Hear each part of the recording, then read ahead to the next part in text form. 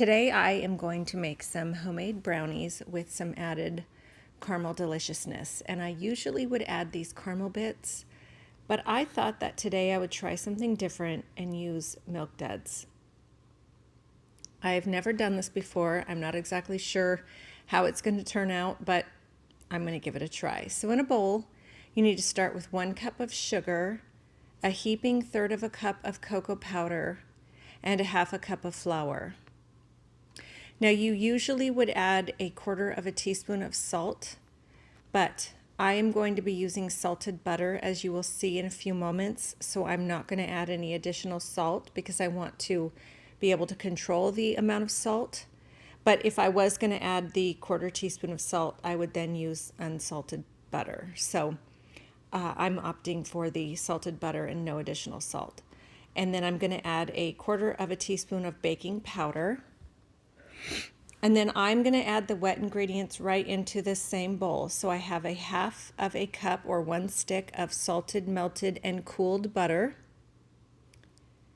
And then I am going to add to that 2 eggs. Now I cracked my eggs into a bowl and whisked them together, and I get out the little white squiggly things because if you have followed me, you know that they gross me out.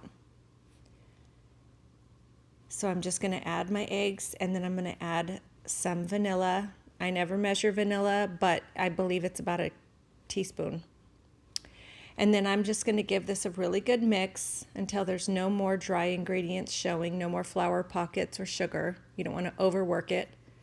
And then I'm going to add in the milk duds, about 3/4 cup or so. I actually am just going to add the whole box, to be honest with you, because I don't really know how many to add or not to add, but we're just kind of winging it here. I also had preheated my oven to 350. And so once the batter is all together, I am going to grab my sprayed 8x8 baking dish and get all of that batter into the pan. You don't want to waste any of it. It's too good to waste. And then just use your rubber spatula and get the batter all evened out as much as you can. Make sure it's in all the corners and flatten it out as much as you can. And now we're going to bake this for about 22 to 25 minutes. And I like my brownies to be a little bit undercooked, so they're a little gooey. That's just personal preference. And I also did not let these cool before I cut into them, so they are so piping hot, but this is delicious. You definitely should give this a try with the milk duds. Enjoy.